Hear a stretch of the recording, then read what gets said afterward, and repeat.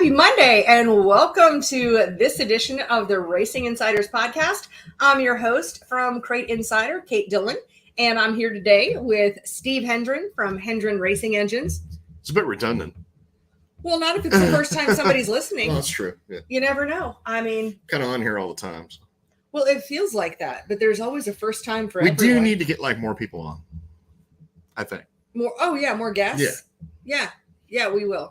Yeah, we will, and we can, and we should, and all that good stuff. All the things. Just, we'll just tack it on my list. List of things? It's so long. My list is so long. Yeah, we got using the whiteboard today. Well, it's not really a whiteboard, but it's like I made it. It's a board. Yeah, it looks kind of cool. Mm-hmm. Big piece of plexiglass with like these metal things that hold it off of the mall. Yep. They're called standoffs, and I made it, so it's cool. So we had to put all the projects up on the board today. Gotcha. So trying to chip away. We just got a notification there that we're live. Oh, okay. Well, from YouTube. Hopefully other people do. Yeah, absolutely. So how's your week been, Steve? It was effing brilliant. Good. I want to hear. Well, I mean, work-wise, I got a bunch of shit out the door last week, finally. Good. Didn't have any delays in getting parts or accessories or things like that for once. I don't know why, but we didn't. And then today, I got my new rifle shipped to me, so I'm all super stoked. Yay! Good for you. So I have noticed that. Got a Polish AK. Okay. AKM, technically. All right, tell people all about it. Yeah, it's a badass mofo. And the Steve cam. Yep. There we go. No Steve cam for that. I know, but I didn't even frame it because you got here like 8 minutes before we got started. So not only do I like racing and building motors, I'm a gun nut. So this is my first AK. Known all sorts of other types of rifles and pistols and shit like that, but this is my first AK, and did a lot of research and ended up buying from Classis Firearms here in North Carolina, actually. Oh, so that's why I got here so quickly. Yeah. Okay. So, that's really cool. Kind of stoked. Well, I'm happy for you. Really want to go out and shoot it. Well, yeah, I have a gun I've owned since 2020. I would like to shoot it sometime. Well, there's that. Yeah. Yeah. So we should plan a shooting. Oh, for sure. Shooting thing. Definitely. Oh, today's a couple of items today, just like in regular interesting things. I noticed when I opened up YouTube, it had a note at the top that said, if your cat is missing, it might be on YouTube because apparently it's International Cat Day or something like that. So it's kind of a cute message. Well, you know what actually sucks? The news I saw today, Olivia Newton-John passed away. That was going to be the next thing I was going to say. And that just sucks. It does. She was awesome. Yep. Loved her. She was a great role model when I was a kid. Really, from watching Grease and her music career. Yeah, absolutely. Being from Australia and like singing country and doing. I remember listening to Olivia Newton-John on 8-track tape in my parents' motorhome. Here's what's interesting. When I was a kid in the 70s, I learned a little factoid that I did not know until like half an hour before the show because I just saw the news myself on YouTube. And one of the things was that at some point, Olivia Newton-John represented the UK in the Eurovision Song Contest. Oh, I didn't know that. Yeah. That's awesome. And she came in 4th in the same year when ABBA won with Waterloo. Oh yes. Yes. Really, that's pretty cool. Just phenomenal. And what is the name of that Will Ferrell movie that we watched? It's Eurovision. That's literally the name of it. Okay. I love that movie. Yep. It was so good. Yep. I usually don't like a lot of comedies, but I like to laugh, but I don't know. Anyway, I loved that one. God, what was the name of that song? Oh, the play the yes. Well, if anybody remembers what the song is from the Eurovision movie with Will Ferrell. Me and my buddy were just talking about it last week. Yeah. I cannot believe I can't remember the name of it. Yeah, because it's almost like a polka type of a song. Is. Like, Ipsy Dipsy or whatever. Yeah, well, we got some Well, actually weighing in on that, and I know we've got some other comments here, so I'm not skipping over. Don't mean to skip over people, but Stuart's here. He says, "G'day, mates. Sad day for Olivia Newton-John leaving us. Thanks for honoring the great lady." Oh, absolutely. Sheila. She was amazing. Yeah, she really and a good was. Person. Great person. She has this giant cancer facility. She fought 30 years of cancer. Yeah, right. Well, and then that's actually finally ultimately what killed her. But she did a lot for that. Oh, absolutely.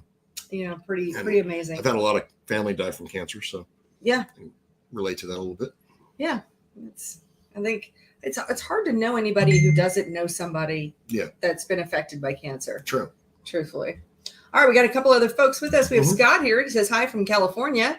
Is it Bidenomics or Magicnomics? The belief that raising a company's cost of doing business through higher taxes will result in lower prices and reduced inflation." That is your Democratic Party today. I'll tell you what. Okay, you know that I am. I know you're 100% like in the middle. Yeah, I'm 100% in the middle. Yes, I know you are for sure. But I like being in the middle if I can be. I'm on the middle on most shit, but when it comes to economics, not so much. I mean, both sides are just losing hard as far as I'm concerned. Yeah. Making terrible choices. Yeah, this is math, and it's something that we should all learn a little bit more of, is math and understanding. Interestingly enough, Thomas, what's his name? Thomas Sowell, the guy that wrote the book that's like basic economics. Well, there's a few. I mean, Keynes and but I mean, it's like, just not something you do. But something that they all agree on is that pouring more money into an economy will not cure inflation. No. It absolutely will not. So I think we got a lot of pain ahead. Fancy name for it, though. Oh, yeah, the Inflation Reduction Act. Yeah. I think that the next act that Congress needs to enact is no longer naming bills, period, because then it has a marketing spin. I want it to be bill number 8722, just like you've got in California, like the propositions. I'm curious if there's something that bill that like adds more money to like a person's EBT card to where they can like buy more food. I don't know. I don't think that there is. No, not only that, I think what's so disappointing is how much the Republicans are making some really bad moves right now. One of them is striking down the reduced cost of insulin. And then like last week they struck, I know it was a parliamentarian thing, and I didn't watch it live. I have a question to that, and we've had this conversation before.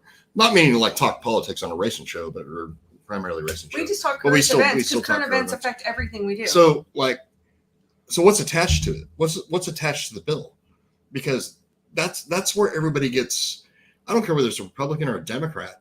They like write a bill. All of a sudden, all this bullshit's attached to it. Then the other party gets like blamed for striking it down because there's a bunch of bullshit attached to it. You know what I mean? I agree. So it's pork, right? Yeah. So what's the pork that made them strike it down? Because you know what? When Trump was president, we fucking reduced the price of insulin. Yeah. My son saw the direct effect of that. So this directly concerns me. My son's a type 1 diabetic. Right. They reduced the price of insulin. Right. Okay. So this Insulin Reduction Act, is it like No, that was Inflation Reduction Act, where it's got a bunch of bullshit attached to it? Well, it's not a separate bill. It was an amendment to the Inflation Reduction Act. I'm saying there's just so much other shit involved in this that we don't even know because, I understand. You got to read it for you, or you can't read it until you pass it. Well, no, it's about the amendments, like going around and doing amendments, and they struck down the amendments, is what that was. It's just bullshit. Trump's deal was an executive order, so that's why it was struck down so easily. So yeah. Well, Mike says the new bill doubles the IRS. Right. Yeah, they say that so they can go after rich people. Yeah, that's not it. And then they just bought 180,000 rounds of fucking 40 cal or something like that. Oh, well, I don't know about the that. IRS did. I mean, apparently IRS agents need to be armed now. I guess. No, but here's something that's crazy. I guess we're kind of reporting on this on the back end, but so CBS, they had a question about we're sending all of these arms to Ukraine. Where are they going? What's going on? So they sent investigative reporters 30%. to Ukraine, and they found that 25 to 30% are getting through. Mm-hmm. Well, here's the interesting part, because sometimes everything else getting sold. Yeah. Well, I mean, you can't prove that. I can't prove it, but I'm sure the big guy's getting 10%. Oh, I'm sure. But the interesting thing is that Zelensky's had such a conniption about it that CBS has now taken down that report. Mm-hmm. I saw it today on Breaking Points. And so Breaking Points is a newsworthy show where they cover lots of different news items. It's a little bit of left, right. I don't agree with everything they say. I'm not as worried about the arms being sold. I'm more worried about where's the cash going? Because apparently they just passed something else today where there's another $4 billion worth of some shit going there. So I'm over it. And I used to live there. I used to spend a bunch of time there. Used to do business there. It's the most corrupt place in the entire fucking world, in my opinion. Well, I would put it this way, that sometimes people think that they could win the race if there were just enough laps. Right. Well, I don't think there's any number of laps that could allow Ukraine to win the war that they're in. No, there's not going to be. Especially no matter how bad fraction. No matter how much they spin everything right now, there's no. Well, especially if the fraction of the aid isn't even getting to where it's supposed to go. Right. It's, hey, time to get paid back. Anyways, that's. All right. Well, we've actually got some racing questions. All right. Let's talk about that. We submitted some beforehand. I was in a good mood till we started talking politics. Well, hey, you're about to be an expert again. We can talk guns and racing. How's that? Yeah, we can. Right. And we're going to talk about valve springs and voltage and things. Right. So the first one right here is, what happens with old valve springs? I haven't ever heard this question asked, just that they need changed. Does the engine lose power, and how much? So what happens if you don't change your valve springs? Well, I mean, as the spring weakens, so the point of where valve float comes in lessens. So in other words, let's say you've got brand new springs on a 604. Normally on the current Beehive stuff on those, you're looking at valve float starts occurring just above 6,800. Mm-hmm. So, and I mean, the Beehives have extended this a little bit. So I don't know. I'm just going to throw out a number. Let's say, I mean, you'd have to look at it on a spintron to be exact, but let's say 69. Okay. So as the valve spring weakens, then it becomes 68. Then it becomes 6750. Then it becomes, once you start getting the valve float, then yes, that will cost you a ton of power. That's a really good tip, because I really didn't know why. 602s are twice as bad. 602s, I recommend changing springs every 3 races. I know it sucks. I know it, spring. I don't know how much a 602 spring is now. What do they cost? I can't keep track of GM prices. Well, they it's literally changing change every day. Every month. I just changed them last week. Yeah. To whatever they told me. Whatever the current price. Yeah. Anyways, I know that sucks, but it's another 5%. If you do want peak performance, then I would be changing them every 3 to 5 races max, depending on how many laps your races are. And I consider races 20 to 25 laps. Plus your night of hot lapping, plus your night of heat race. Well, I mean, I think looking at that too, though, it's still a lot less expensive than having to do a whole freshen rebuild after every 3 to 6 races. Well, with a more complex engine. The problem you get into also is once you start entering valve float or getting up to that point where valve float is, you start beating the shit out of the valves. Usually the intake valves are the first ones to go. As I've seen here with a few customers recently, where, I mean, we're talking less than 20 races on an engine and the valves are completely beat to shit. Intake valves are. So we're turning them too high at that point. Gotcha. All right. And then. And that costs you power, obviously. So. All right. Next question. And I got this one. Someone called me this week, and we were talking about putting an alternator on. Mm-hmm. And then we talked about switching over to going from a 12 volt to a 16 volt system. Right. So the question is, when you're switching from a 12 volt to a 16 volt battery, what's all involved? What else do you need to replace? I mean, nothing really, other than I think, like for your gauge lights or whatever, you need to see what they're rated for. Gauge lights and shit like that. And then you might need to purchase like a reducer. Okay. So reduce from 16 to 12 volts. No, we're going the other way. Oh, we want to go from a 12 volt. Well, that's what I'm saying. Is going up so to if you got 12 volt volt lights, right, and you're going to 16 volt, you might need to buy a reducer. Oh, to make the lights run on 12 volts rather than 16 volts.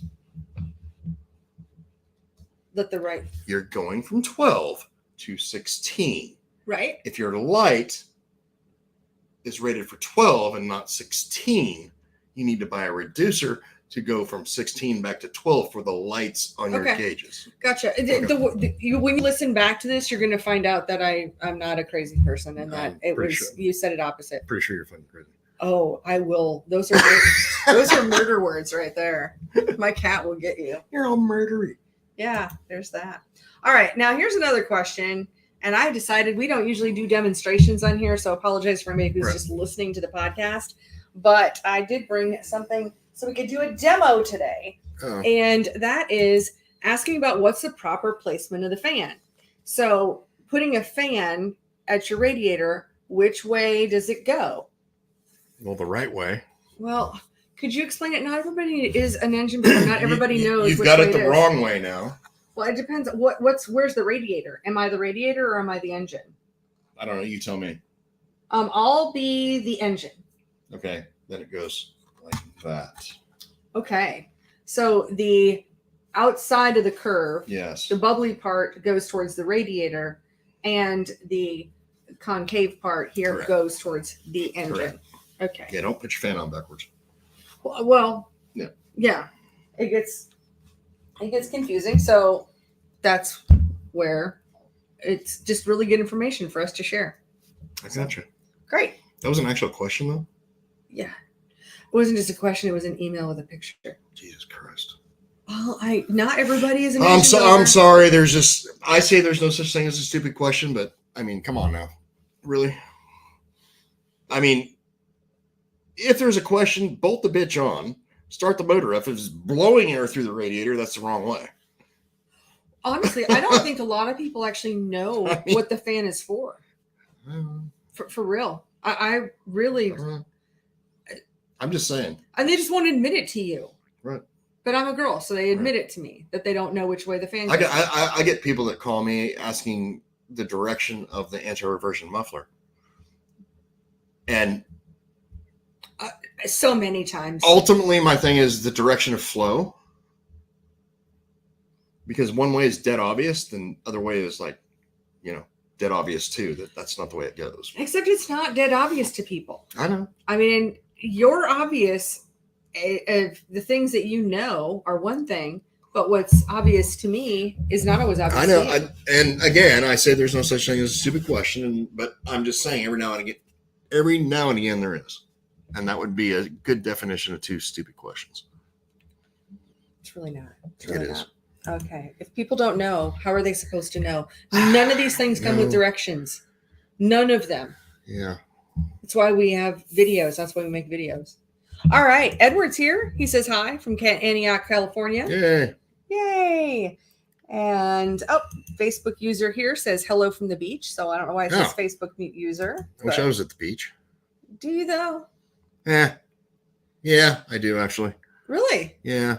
I wouldn't go to the beach because I grew up on the beach. You just want to sit at the bar. I go to the bar by the beach. That'd be good. Yeah.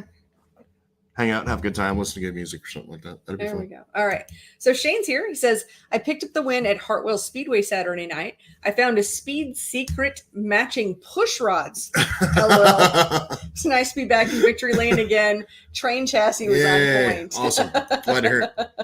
So now we're matching the push rods in addition to Benji and them build a badass car. That's the same car my son drives. Yeah. Mm-hmm. My brother owns. Actually, me and my brother own, but yeah. All right. So Alan has a question. He says, hey guys, we are in serious condition, but I have family and friends in Quebec, Canada, and they are going down. What? I don't know. I don't know exactly. I must have missed something along the way. I don't know. And Chuck says, hey, Kate and Steve, raise your drinks and repeat after me. All right. FJB. FJB. Let's go, Brandon. Let's go, Brandon, for sure. All right. Brian says, stupid people like me ask stupid questions. See, not everybody knows everything. But it's, well, again, like I said, stupid questions are extremely, something is just dead obvious. Again, put the fan on, start the engine up. If it's pushing air through the radiator, it's on the wrong direction. So.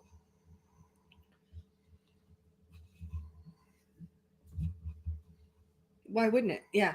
Yeah. Okay. Next up. Jason says, what is the best thing to do to a 602 crate for more power as an open motor not sealed? Probably, without spending like an assload of money, because the interesting thing about what GM's done here with the 602s and the 604s, even the 525s, is once you start adding a power to these things by whether it's a cam change or it's whatever, everything's a little bit self-limiting. So the power increase without spending I say a stupid amount of money, but like without spending, a ton of money, or I don't even know what the word is. I say stupid amount, exorbitant amount, something that's going to make the thing last, because everything has a snowball effect. So once you start changing camshaft, then all of a sudden you're looking at lifters, you're looking at valve springs, you're looking, everything's a snowball effect. Right. So probably to add a minimal amount of power without spending a stupid amount of money, if it's something that doesn't have to be sealed, the fastest change is going to be a camshaft. Other than that, then you need to start looking into cylinder head, undercover work, stuff like that. But if it doesn't have to be sealed, does it have to be legal? There's shit like that. Looks like he's using it as an open motor. Yeah, open motor wise. If you're just using it as an open motor, then port the heads. Well, it's a Vortec head. Yeah, there's people do undercover work, HVH, Brzezinski, plenty of people do undercover work. Go to that and the intake manifolds and stuff like that. Mm-hmm.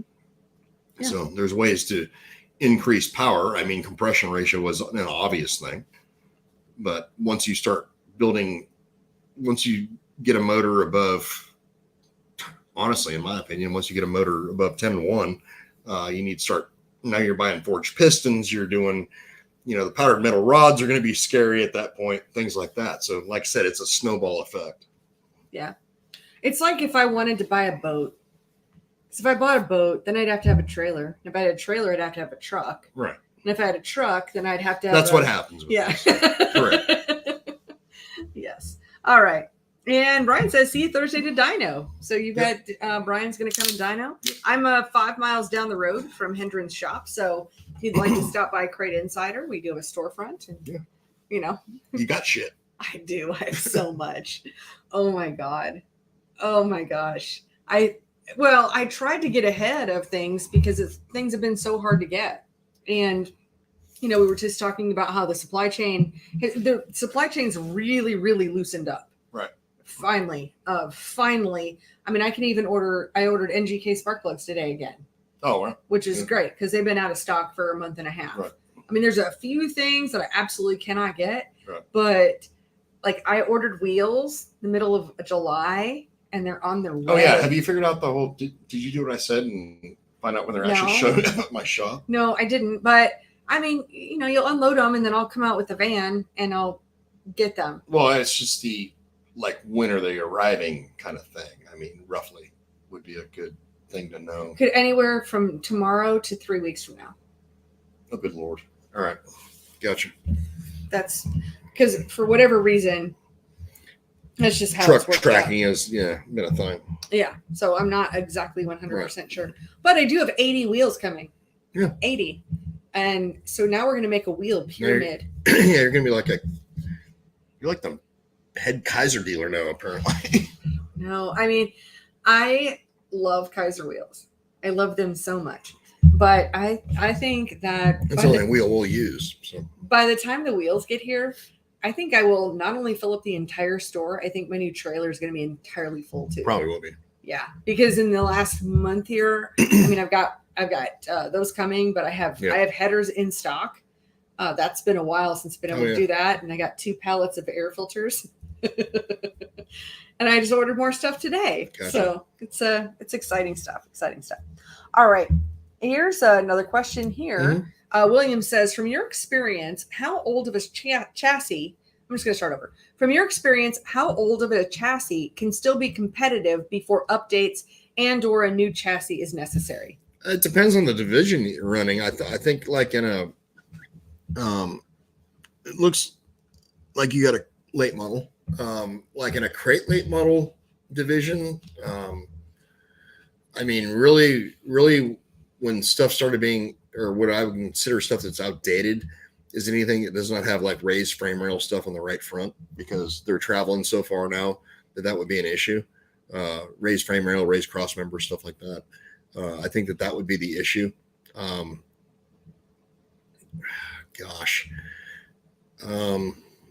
would say it depends on what division and what area of the country you're racing. It absolutely well. does. Yeah. I mean, because like if you go back to California where I grew up racing back in the day, most of that stuff is just hammer down, damn, driving through holes kind of shit. Or, it still is somewhat. If you're in that kind of scenario, then that completely changes the game. But like if you're like out here where we're at, like running in the slick, shit like that, then, all that travel and everything is like a huge thing that you need to pay attention to. So, I'm going to say probably like the cars that I owned. I think the last car I had was before my son started racing was my 2014 or 2015 Laser. That's probably the cutoff point, honestly. Because I mean, all that shit was raised frame wheel back then, because that's when we first started traveling them so far and doing all that stuff. So yeah. I think anything older than, what is that, 7 years? Yeah. 8 years, like here, it'll be an issue. Again, it depends upon your rules too, because if you've got more stringent shock rules where you're at, that's going to make a difference. A lot of series have, no bump stops, or they've got no, just different rules. You might live in an area of the country where you can actually pass on a racetrack, and it's not all done in qualifying. Yeah. Correct.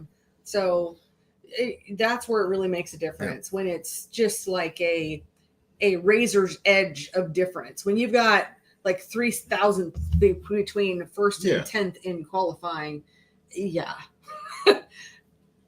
better be, you just got to bring it. That's the kind of thing. For instance, I use this example all the time. I mean, you like go to Cherokee Speedway in Gaffney, South Carolina. You better have a car that's, 1 or 2 years old, 2 years old at the max. I mean, I think if you go someplace that's completely different than that, somewhere in the Midwest or whatever, the car can be much older than that and not be an issue. I mean, I've got customers that are winning certain parts of the country. God, they're running like 10-year-old cars. Yeah. So, yeah. All right. Chuck's got a question. He said, speaking of a Vortec head, which are better, the 062s or the 906s? Just curious for a daily driver I'm putting together. Oh, the 062s. Okay. All right. That was a quick answer. And Tim has a question. He says, Steve, last week I called you about carb stumble on starts. Wanted to say thanks for the email with instructions. Followed the instructions and fixed the issue. Oh, nice. Hate to call and bother you. I know how hard it is to get work done when the phone won't stop. So thank you. You've always taken the time to help. No, not a problem. I don't mind answering that. Sometimes I might sound a little hasty, but it's not on purpose. It's because I'm in the middle of something and the phone rings, and I am the asshole who answers the phone pretty much every time it rings at the shop. Because the guys are out there meaning Alex, my son, and my brother Mike.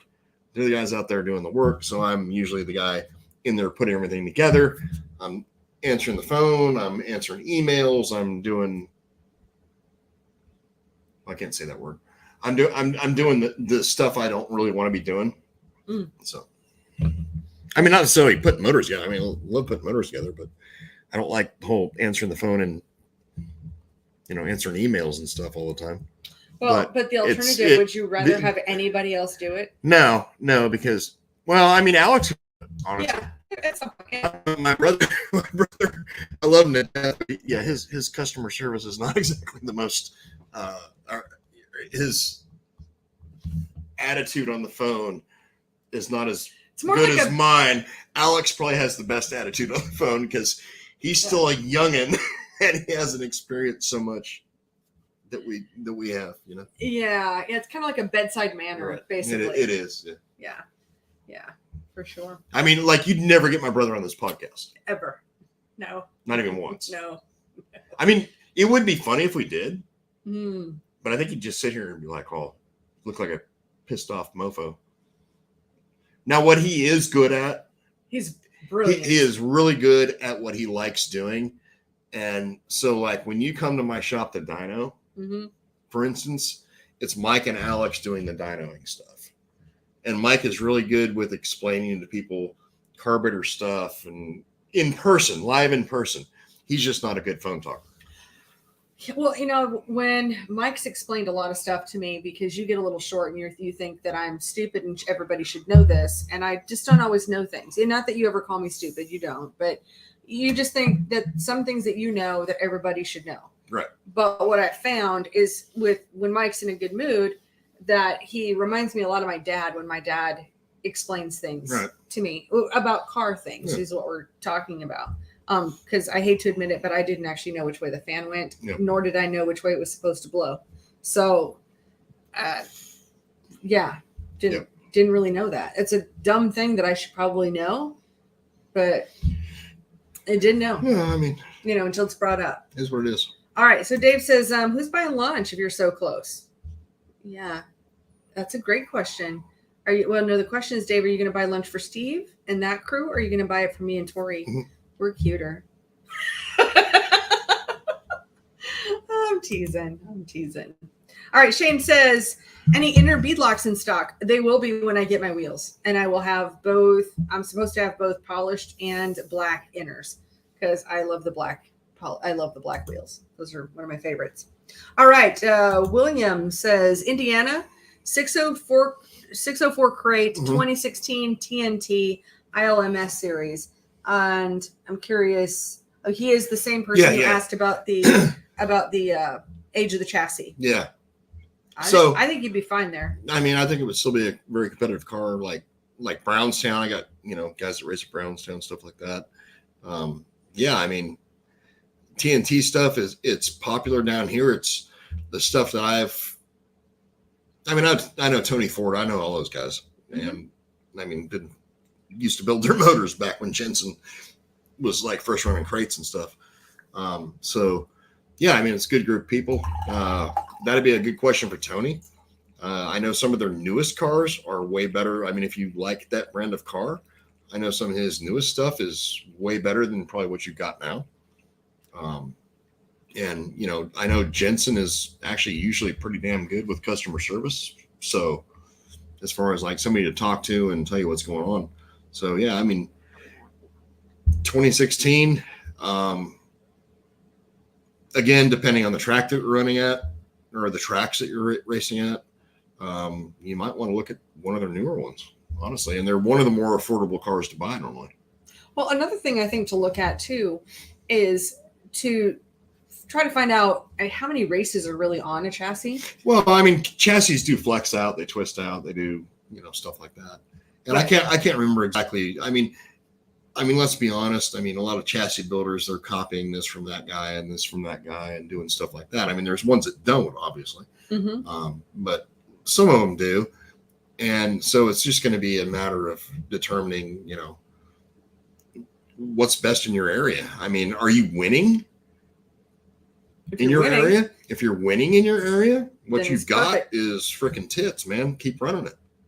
If you're consistently fifth and you're being outrun by this brand or that brand, but you still like dealing with Tony and them, call Tony and say, hey, this is what's outrunning me. And he can probably upgrade you or maybe even get some suggestions on setup too. Correct. And I know, I mean, everything that I've seen, I've learned so much in this last year, dealing with Cody Hardison Mm-hmm. at God, what's the name of his company? Damn it. Anyways, the guy doing my kid shocks. I thought that was Wyatt. Oh, Wyatt Hardison. Okay. Yeah. Okay. Yeah. So I'm like, okay, I don't know this guy. Yeah. I mean, Wyatt. I know a yeah, couple it's of Wyatt. Codys, but that's not I'm one. sorry. I got Yeah. I know so many Codys too. Yeah. But anyways, yeah, Wyatt. I've learned so much from him. Gosh, just in the 3 times we've gone and tested with my son, Mm-hmm. it's just amazing. So, I mean, shock guys right now are everything. Get the right shock guy.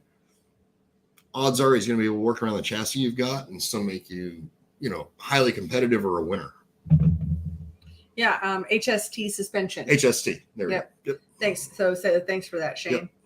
Yeah. And that in like the Race Logic Chassis School, there's Yep. a lot of great information there too. Oh, yeah, absolutely. To learn there. All right. Brian mentions, he says, asphalt's more forgiving with chassis age unless you plug the pit gate. There's that. Yeah. All right. David sure. says, what is your opinion on a 525 as a sprint motor? Yeah, there's plenty out there. I mean, I know Don Blacksher. Mm-hmm. I know that's one of his favorite things is that 525 sprint car motor, and he's done a lot of the stuff like out in Knoxville and stuff like that when he was working with Pace. Now he's working for Roush. Mm-hmm. And I think they're still doing that. Yeah, I mean, we'd have to catch up, but yeah. I know he is kind of like the 525 development, or something that's like where that. we need to get Don on. Yeah, the we show. need to get Don on the show and actually have a conversation with him, and we'll get there. We'll have him on here. We've had him on. I mean, you've done live interviews with him. I have, and in fact, there's an interview that I did from the Cars Racing Show this year in January. Yep. He was in CJ Jones's booth, Yeah. Jones Racing Products. Right. And I sat down with him and interviewed him, but we ended up posting that over on the Cars Racing Show YouTube channel or on the Cars Racing Show website. So carsracingshow.com. Yeah. So, I mean, it's a sprint car motor. I mean, everything Don's told me about them personally. Yeah, they run great. Yeah. I mean, I don't think you're going to, I don't know where they're legal. I just don't know enough about sprint cars to tell you anything other than what Don said. And he said they're pretty good. So I don't know what that would be legal and running or anything like that. Well, speaking of 525s though, one thing I got in today that I'm excited about, because I've had it on my website for a long time, but never had these in stock, is that 525 breather kit from KRC. Right. So now that's on the shelf. Good. Yes. That's a good kit. And so pretty excited about that. And James says that, that the asphalt's much harder on engines, crate or built. So easier on chassis. See, everything's a balance in racing for sure. Yep. All right. Joe has a question. He says, hi, what is a safe maximum voltage for a GM HEI distributor before you cook the module or the coil? I mean, on a standard distributor, I would not run over 12 volts. I mean, I think you can run 16. I'm not like an electrical genius or anything by any means. But yeah, I personally wouldn't run over 12 volts because I don't think that those were designed for 12 volts, not 16. Yeah. Good to know. I mean, much the same as a 525, actually. So 525s are actually the coil packs on those are designed for 12 volts. Oh, really? They're not designed for 16, but a lot of people run 16 volts through their 12 volt coil pack. Doesn't increase the power, doesn't help none, doesn't test all that shit. But the coil life is, I think, about cut in half. And you have to run an alternator with a 525 anyway. Yes. So does it make sense to run a 12 volt battery, 12 volt system? You can you can alternator? do that. I mean, if you're gonna run the stock coils, I mean, if it's not legal to change them, I mean, on my son's 525, we run MSD coils. Okay. So we do run them at 16 volts. Mm. With an alternator and all that. Ooh, which reminds me, because then I know Fast we saw a few years ago where they were going to have the little spark plug wires for the 525. I never did find out a part number on those, but then of course things have been difficult. Yep. But I'm going to be getting a bunch of Firewire in very Oh, soon. nice. Good. Yes, because I've begged for a really long Mhm. time. It's pretty bad when you call up comp cams and they're like, "Are you the lady that calls and finds out how many we have and order them all like every time?" And I'm like, You're "Yeah, like, that's yes. me. That's me." So they made some special arrangements and gonna get me some firewire. So I'm Yep. very excited about that. Nice. And Jim says thanks for helping him today with a rim. So Oh, cool. yep, he's on the list there for when these wheels come in. Got a wheel. Yeah, gonna get a wheel. Well, he Right. will when they get in. Right. For sure. Yeah. Now, on those wheels, like, can you order halves? I have halves on order. That's gonna be part of this too. Okay. Yeah. Yeah. Well, the only halves I really ordered this time is I ordered the beadlock outers, Okay. Well, I mean, that's fine, but which is mostly what people want. yeah, I mean, if you got a destroyed outer, I mean, which is usually what you ruin. Right. Yeah. Because I've had the other kind of pieces of that before, and they've just kind of sat there Right. for a while. So I just ordered the beadlock outers. So like half a dozen of those or Right. something. I mean, most So- everybody nowadays is running beadlock right front, beadlock right rear, inner beadlock left rear. Left front's kind of a choice, toss up, whatever you want to do there. Yeah. I think I went with all like beadlocks and inner beadlocks. I was like, I don't think, no. I do have some that are just like your standard wheels with the tabs. Yeah. So I've got a few of those, but Gotcha. I'm way more beadlocks than anything else. Yep. Anything else, because those are my favorite. I mean, for me personally, like left rear, I would never run anything other than a beadlock left rear, inner beadlock left rear ever again. Mm-hmm. So. Have you had that happen where it just like rolls Oh, off? absolutely. Yeah. Yeah. It's a Yep. good learning lesson. Oh, it's the one time you'll learn it. It's about like putting the steering wheel on and not checking if it's locked. You'll do that one time in your career. One time. One time. That's all it takes. I did that when I was about 18 years old. Mm-hmm. And learned that lesson really effing quick. So Now, have you got any questions this week that you feel like would be a benefit to? none that I folks? remember, honestly. So yeah, nothing I remember off the top of my head. Gotcha. I mean, I've had carburetor questions. I mean, it was mentioned earlier that Mm-hmm. I sent a carburetor sheet to a fella and helped him out. But I mean, other than that, no, not really. Yeah, I actually have a pile of them we need to go through and bring on. I ought to actually put that information out there for everyone. I mean, it doesn't really apply to everyone's carburetor, I don't think, but I think I got to ask my brother. Yeah. Because if it does, which I think it will, the way he sets things up to run, that might help a bunch of people. Because, I mean, I get a lot of questions on, hey, it stumbles on takeoff, or hey, it stumbles here, or stumbles there. So, I mean, that'd probably be a good thing to put out on our Facebook page. Yeah. Or give to you and let you put out there. I mean, Well, except I can never get your carburetor, so I can't sell them. well, there's that. That's because they're honestly so in demand right now. He can't even keep up. So Yeah. It's been like 2 or 3 years of that. So Right. yeah, that was even pre-pandemic. right, that's what I'm getting at. So yeah, no, Yeah. but what you could do is a flow chart. You could do one of those flow chart, like, is your carburetor stumbling? No, then you're fine on that. Or if it's, what are your something like that, issues? Yeah, that'd be kind of fun. Probably help a bunch of people, honestly. All right, James asks, what is the cost to freshen a 602 and blueprint?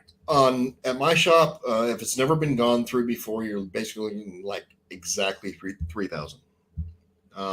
If it's been gone through before, like let's say by us, then it's about $2,850. And that's going to depend a lot on what parts. Well, you can't deck do. the block again. I mean, once Yeah. it's been done one time, you can't deck the block. So that knocks off $150. Yeah, So it's already done. Right. Gotcha. We also have our pod decks right here. Would you like to do Would You Rather? One card? haven't we done that it's like 3 weeks in a row? Okay, well then would you rather do What the Heck? Or, What the Heck? What the heck? I don't know. We're going to find out. I don't even remember these cards. Yeah, I don't remember. So it's probably like random. If You want three? No, just one. It's kind of like if you could, meet a celebrity, who would you meet kind of thing. Yeah. All right. I got one for you. All right, go ahead. Or do you want to pick a different one? This one's kind of like weird. Okay. Well, speaking of weird, what is the weirdest thing you've seen in someone else's home?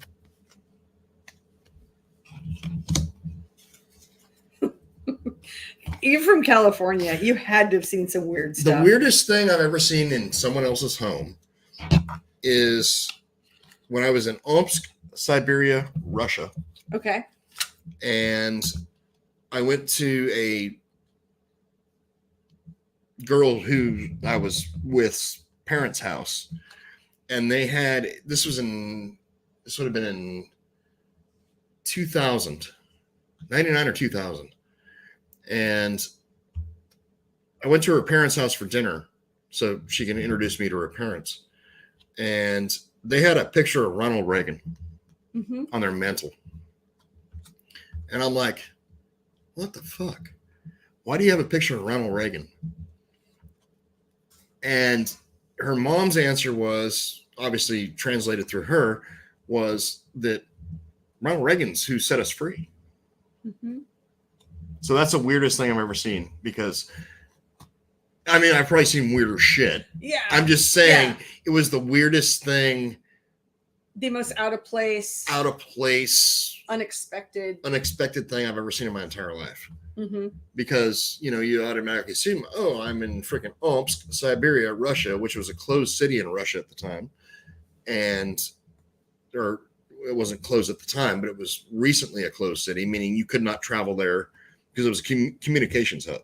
Oh, and gotcha. You could not, and matter of fact, her mom worked in making Russian communication devices and things like that. But anyways, it was just a place where you couldn't travel until I was actually able to travel there. Matter of fact, when she and I landed there from 3.5 hour, 4 hour flight from Moscow to Omsk, we had, when I walked down it's like American airports where you like walk in through the, what do you call it? You get off the plane, you walk in through the little hallway hallway bullshit. No, you walk like down the stairs. I've done that. Yeah. All that crap. No, there's like Russian military with AKs on either side of the damn stairs. You walk down to get in the little bus to drive the terminal. Wow. So that was that was the weirdest thing. Yeah, that is weird. All right. Well, before you ask me a question, we've got a couple of questions here. Right. Dave Hammond's here. Yeah, Dave. He says, lift plate, can you use them on the 604 to pull the engine or install it? Absolutely.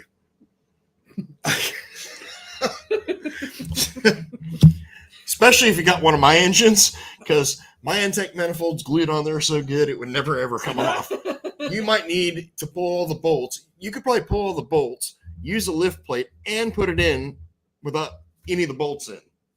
You know what? I think Dave probably builds a stronger lift plate probably than anybody if he wanted to build a lift plate. I'm sure he would. You would be able It'd be American-made steel. Yes, it would be. It would be. No, but yeah. I mean, that's not an issue. Not an issue at all. And Darren says, when do you expect to have 525s in stock? I don't usually ever stock them, but they've City been very Chevrolet difficult. Has them. City's got them now? Okay. Got a call today. Yep, City's got them. Okay. I don't know how many they have. I did not talk to him about that because I only need one at the moment. Right. But yeah, City had them. I got the call about 3 o'clock this afternoon. Good job. Good deal. All right. You got a question for me? All right. Do you have a favorite number? Any particular reason why you like that number? 8. Infinity. That was boring. I know. I like a good story. You like 8. Infinity.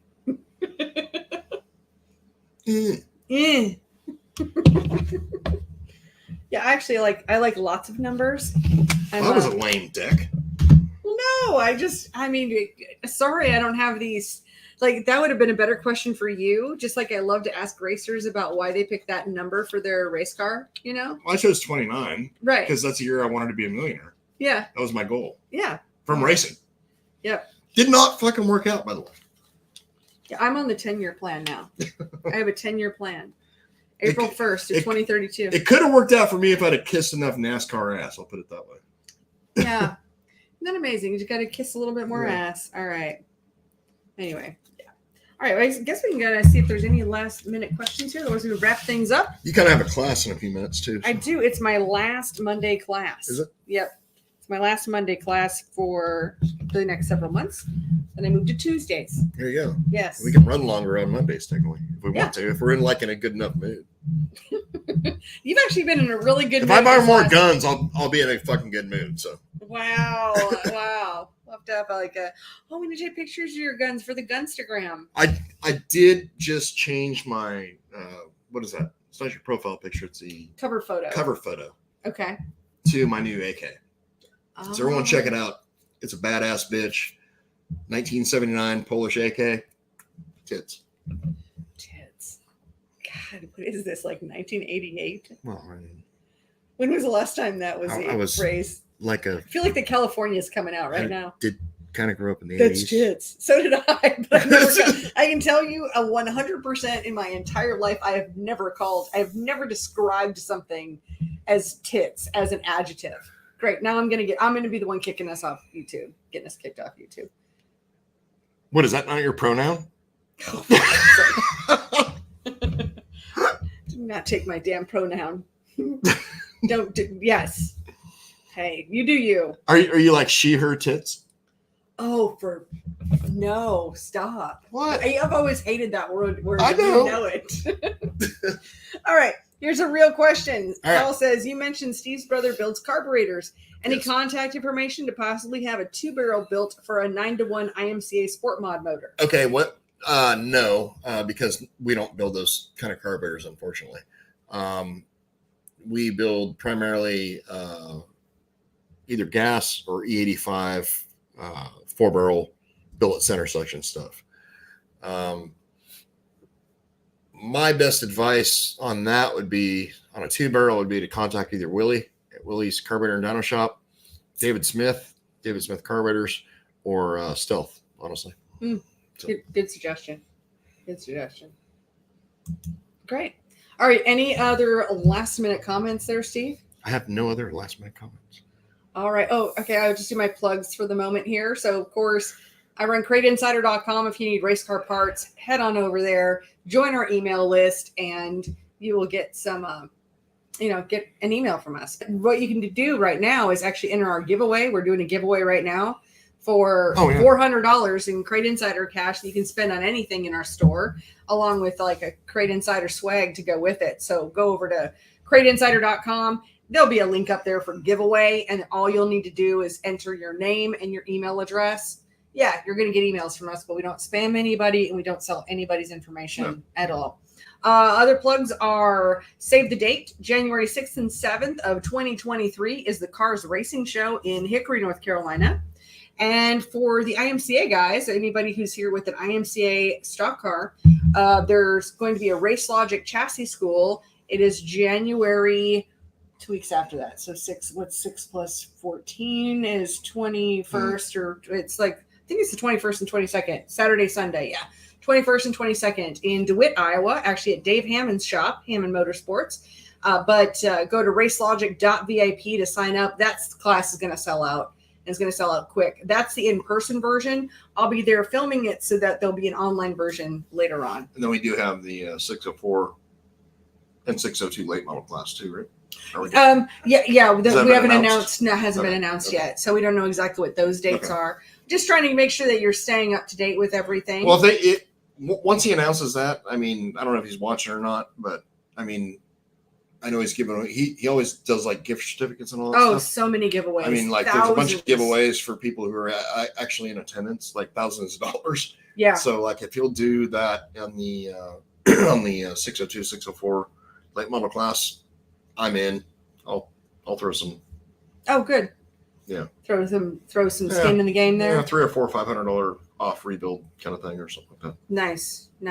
We can announce that. So I think that is most of my announcements. Hopefully I didn't miss anything there. But anyway, obviously thank you all for watching. I guess my other announcements are wherever you're hearing this or watching this, hit that subscribe button, like our page, share it if you would be so kind.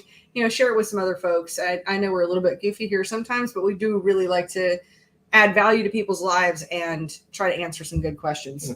Help make things better. Well, I mean, I grew up racing. You grew up having a dad who raced. Mm-hmm. So, I mean, the principles my dad taught me and the ones your dad taught you are, hey, let's help everybody. Mhm. You know why? Because not everybody knows everything. So if they don't know everything, let's do what we can do to help it along. Absolutely. Give the best advice we can. And advice may vary, by the way. So I should have that little scroll everything we across. say is not 100% right, probably according to someone else. But I need to make that little scroll that goes across. The opinions that contained in this show are our own. our own, yeah. All right. Well, thank you all for being here. Thank you so much for being part of the show. And we will look forward to seeing you next week. Have